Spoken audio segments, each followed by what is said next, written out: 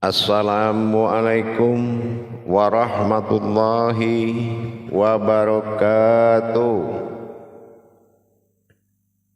Alhamdulillahi rabbil alamin. Assalatu wassalamu ala asrafil anbiya'i wal mursalin Sayyidina wa maulana Muhammadin. Asyhadu an la ilaha illallahul malikul haqqul mubin wa asyhadu anna Muhammadan abduhu wa rasuluhu was-sadiqul wa'dal amin. Allahumma salli wa sallim wa barik wa karim ahzanul nabil karim ihdinil ladzi min jamalika wa innal ladzi min jalalika wa innahu min kitabika wa tahirin wal mujahidina amma ba'du ibadullah wa ittaqullah.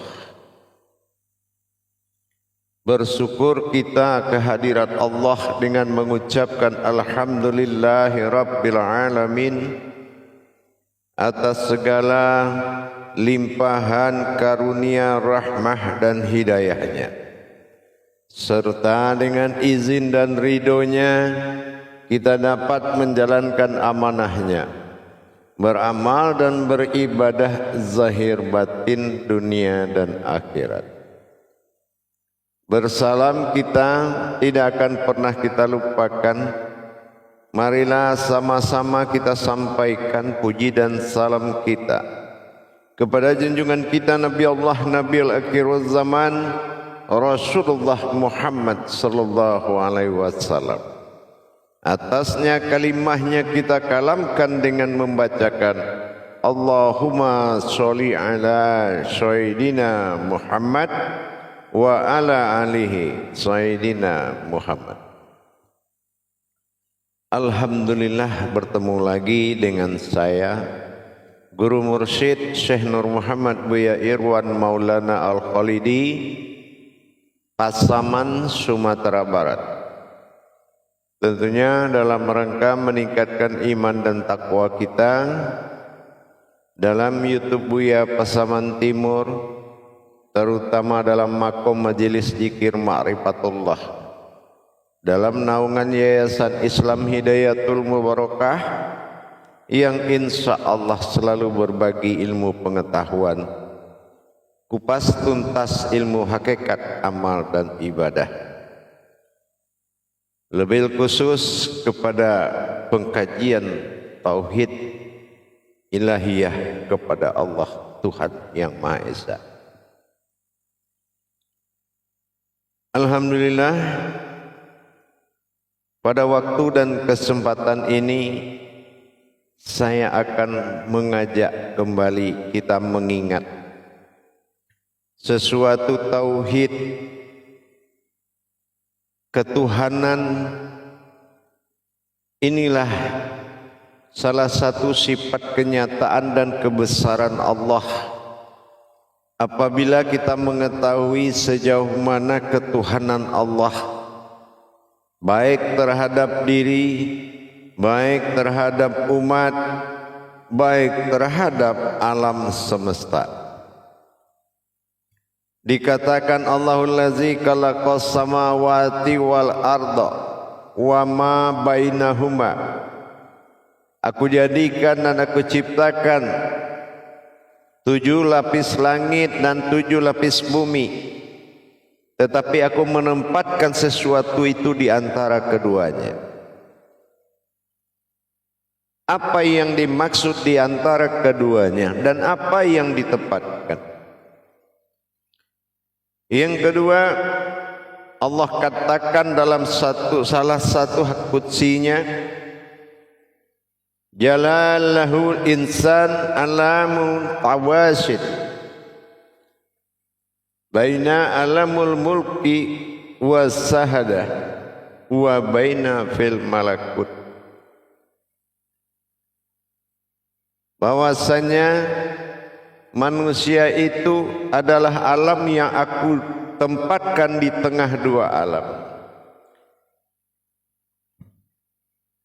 Maka di sini kita berpikir, melihat dan mengingat kembali kalam-kalamnya terhadap ketuhanan tadi.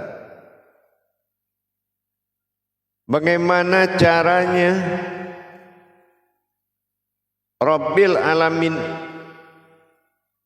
penguasaan ketuhanannya terhadap sekalian alam.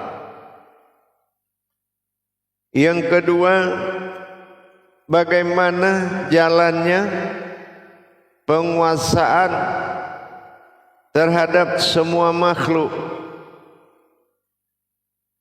terhadap ketuhanannya, dan bagaimana jalannya ketuhanannya terhadap umat sampai pada ketingkatan sifat-sifatnya sendiri. Semua bertuhan kepadanya.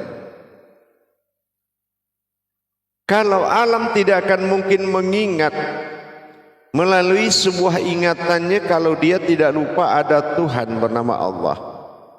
Itu hal yang tidak mungkin.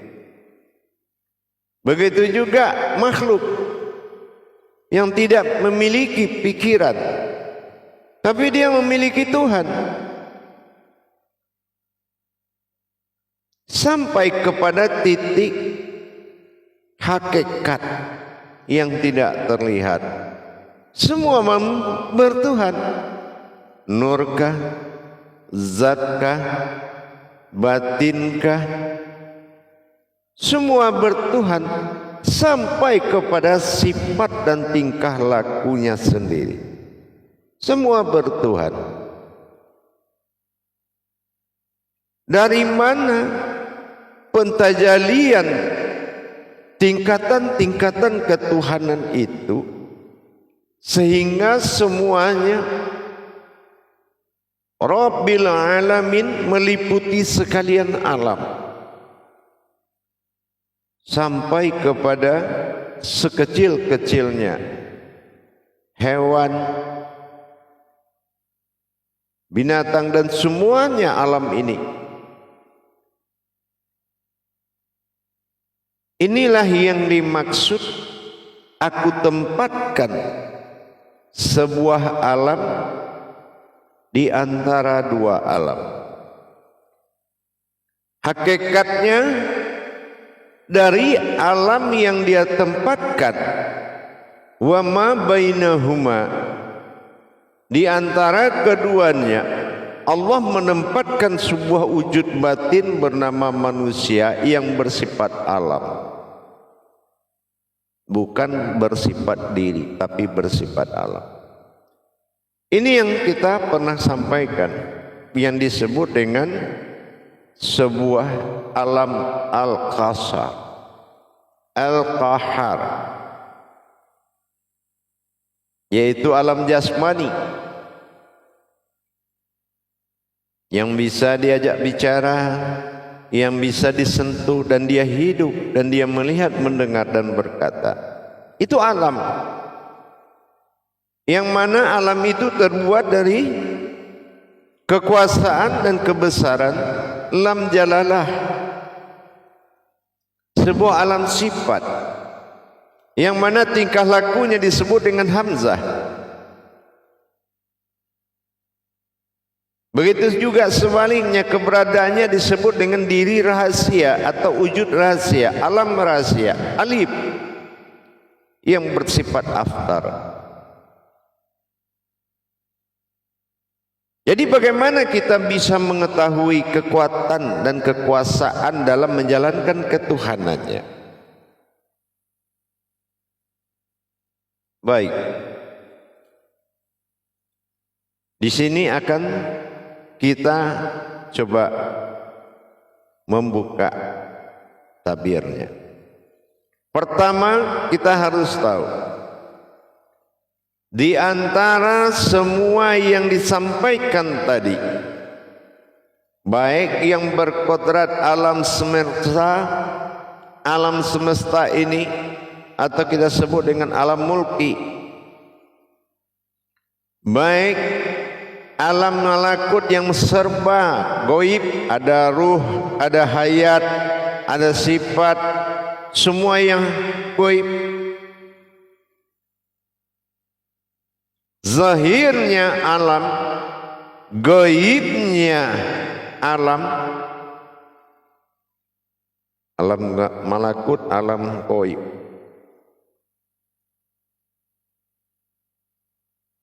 Ini menjadi suatu kehidupan bagi alam manusia. Dengan adanya titik temu dari semua alam tadi, yaitu sumber kehidupan, yaitu sebuah kekuatan batin Allah dalam mengatur segala makhluk dan alam yang kita sebut tadi dengan perantara tiga keinsanan. Alam yang kita sebut alam dunia atau alam nyata, atau juga dikenal dengan sebutan alam semesta beserta isinya, itu terbuat dari batinnya Allah, disebut batiniah. Batiniah ini tingkatannya, derajatnya adalah insaniah. Dia sebuah makhluk. Alam kasat mata itu adalah sebuah makhluk yang mana dia bisa berbicara dengan Allah, tetapi tidak bisa berbicara dengan makhluk. Itu disebut insaniah. Insaniah siapa? Insaniahnya Allah.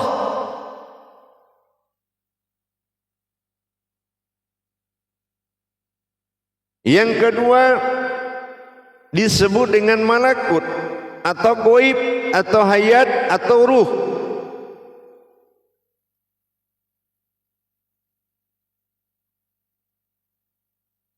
Ini tingkat alamnya. Kodratnya adalah insani, adalah insan yang hidup, insan yang hidup dan dihidupkan. Sudah dua insan berhubungan dengan yang nyata, insaniah berhubungan dengan yang hidup tapi tak terlihat, insani.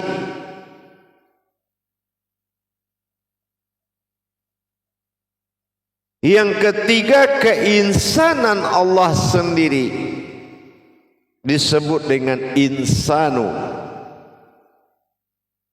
Insanu adalah sebuah batin bagi Allah yang diwujudkan dalam bentuk tubuh batin, yang berbentuk seperti tubuh batin tapi memiliki batin diri. Ini yang dikatakan alam manusia. Manusia adalah alam batin, alam sifat, tempat Allah bertingkat dan bertajalli menjalankan kekuatan dan kekuasaannya dengan mempercayai sebuah batin tunggal bernama domir, disebut ihsan. Dari insan-insan yang tiga tadi disebutlah pimpinan dari seluruh insan, mulai insaniah, insani dan insanu dipimpin oleh ihsan, yang itu diri rahasia, yang disebut diri pemimpin dari seluruh diri. Indah sekali susunan-susunan yang diciptakan oleh Allah. Dia utus sifat ketuhanannya yang akan melakukan yang dia kehendaki di dalam melaksanakan menikmati ketuhanannya. Wujud aku tunggal. Dan dia beri nama diri rahasia itu dengan panggilan Allah. Alif lam lam ha. Yang pertama dinamakan tiga panggilan tadi. Pertama dinamakan insaniyah, dipanggil dengan asma. Semua dipanggil dengan yang nyata.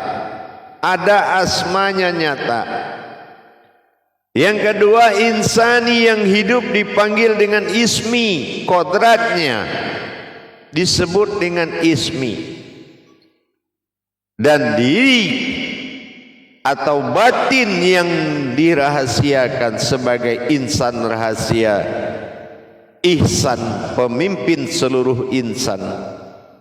Ini yang disebut dengan batin atau domir.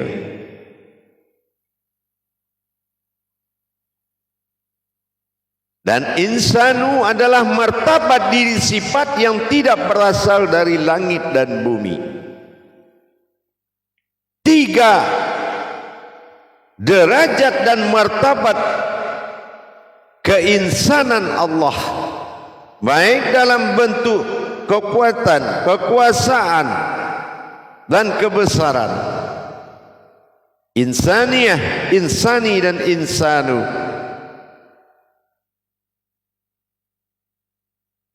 Maka dipimpin oleh diri ihsan. Sebuah wujud batin tunggal bersama domir disebut dengan pimpinan semua insan. Wujud alamnya adalah insani atau keinsanan, insani atau insan yang hidup. Insan alif insani.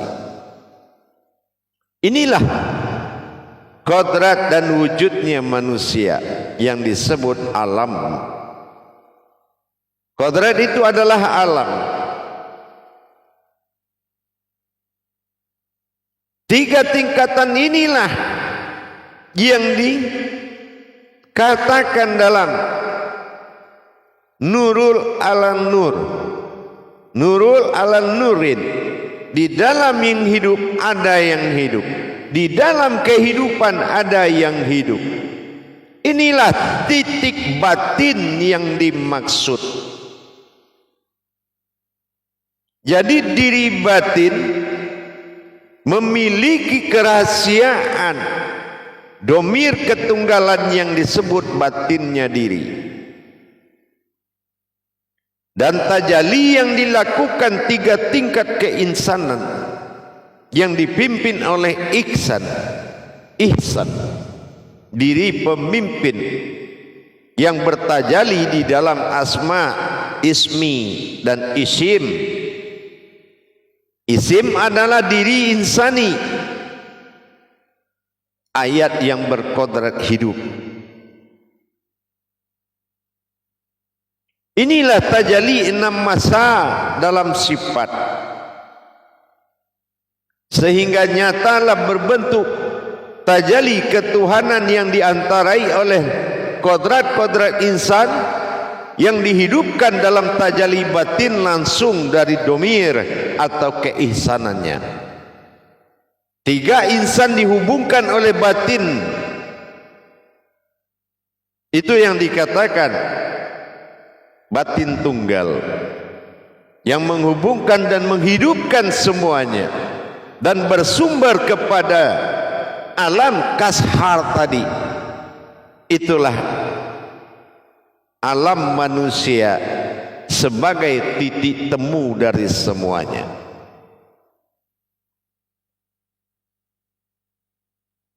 Sifat mulki itu yang masuk dalam keinsaniahan. Insaniah itu ada pada diri kita sendiri. Sifat daripada malakut dengan keinsaniannya itu wujud di dalam qalbi atau di dalam diri batin kita sendiri, dan wujud pada qalbi. Dan alam manusia adalah wujud dari semua alam tadi sebagai pusat sentral, dikatakan ma'ul hayat, sumber hidup.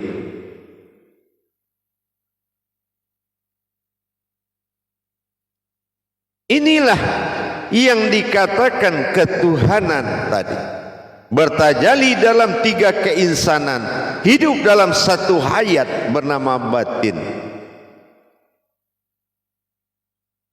Batin diri, diri yang batin berbeda. Diri yang batin adalah jauhar yang kita lihat seperti ini. Artinya diri rahasia yang berasal dari rahasia. Inna allaha innal insanu masyakinatul wal marido. Ini rahasianya. Ini diri rahasia yang terbuat dari alif lam jalalah, yang berkodrat kepada kehamzahannya. Ini yang diri tersirat, tetapi dia dilihat dan diperlihatkan. Inilah am'an, yaitu sebuah batin yang terlihat. Ini tajalli Allah yang sangat kuat, sumber dari segalanya. Napas, hidup, nyawa dari seluruh alam. Ini yang dikatakan alam muluk. Jasmani ini disebut dengan alam muluk yang mentajalikan tiga insan dalam satu batin.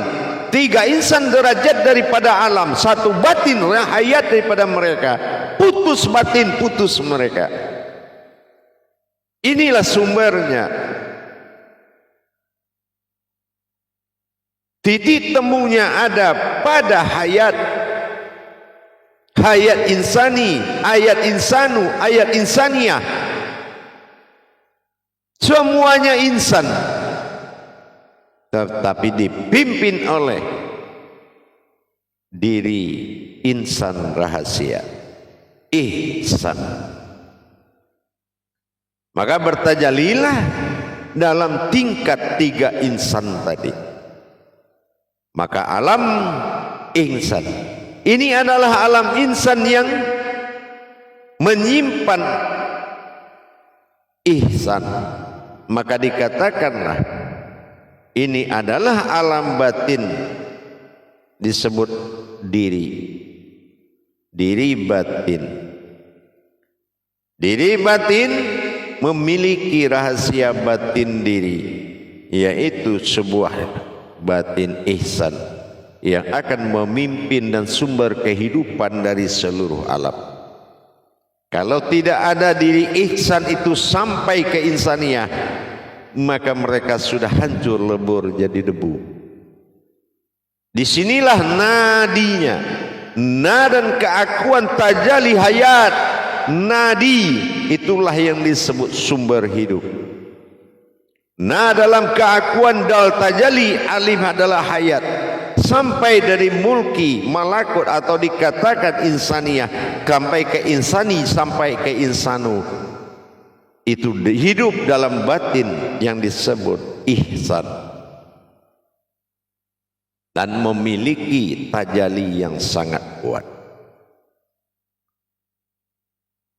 Maka kita harus melaksanakan pemahaman dan pengkajian lebih dalam lagi. Kalau mentajalikan ketuhanan itu dari tiga keinsanan, insya Allah semuanya insan. Insaniyah, mulki, insani, malakut, insanu, isim, hayat, dan batin tunggal adalah ihsan, pimpinan dari tiga insan. Dan tiga insan hayat atau hidupnya dari diri ihsan, batin tunggal. Dan bagaimana tajalli ke depannya seperti tersambung dalam satu hayat. Insya Allah dalam pertemuan berikutnya akan kita kaji kembali. Yang penting sekarang jagalah dirimu, karena alam ini adalah berhayat kepada kita. Insya Allah jaga diri kita, jaga martabat Allah, ikuti tanpa kita pemahaman tentang nafnya Allah pada diri. Maka dikatakan ketuhanan tadi adalah suatu kekuasaan yang dijalankan. Kalau kita tahu, hanya sekedar tahu semua itu bertuhan kepada Allah, anak-anak juga tahu. Tapi bagaimana proses ketuhanan adalah melalui hayat. Bagaimana proses ketuhanan dengan derajat insan. Mudah-mudahan bisa dipahami dan dimengerti, menjadi amalan kekal dalam diri. Ruhul azma, sumber kehidupan, adalah batin diri rahasia, yaitu rahasianya diri, batinnya diri. Diri adalah alam batin yang menyimpan batinnya diri. Maka disinilah pusat tajalinya. Insya Allah nanti akan kita sambung lagi, mudah-mudahan dipahami. Biarlah kita pelan dalam memahami, asal kita tidak melanggar adab-adab hakikat. Insya Allah kita jalani dengan baik, kita nikmati dengan senikmat-nikmatnya, dan pelajarilah. Sesungguhnya tauhid Allah, tauhid ilahiyah itu adalah diri kita sendiri. Ihdinas siratal mustaqim, ihsan. Din tajalinas manusia sirat yang tersirat. Inilah yang tersirat. Apa tersiratnya? Tidak berasal dari apa yang di langit dan di bumi, tapi terjadi dari wujud lam jalalah, hayat dalam batin tunggal sir, dan bertingkah dengan hamzahnya, dan berwujud dalam batinnya tunggal. Insya Allah lam alif hamzah ya. Ia itu adalah sembahan alam kepada diri. Ia adalah sembahan alam kepada diri. Insya Allah. Barakallahu lazim. Insya Allah mudah-mudahan bisa menjadi manfaat dan bisa diamanahkan dan diamalkan. Barakallahu. Akhirul kalam. Wabillahi taufiq wal hidayah. Assalamualaikum warahmatullahi wabarakatuh.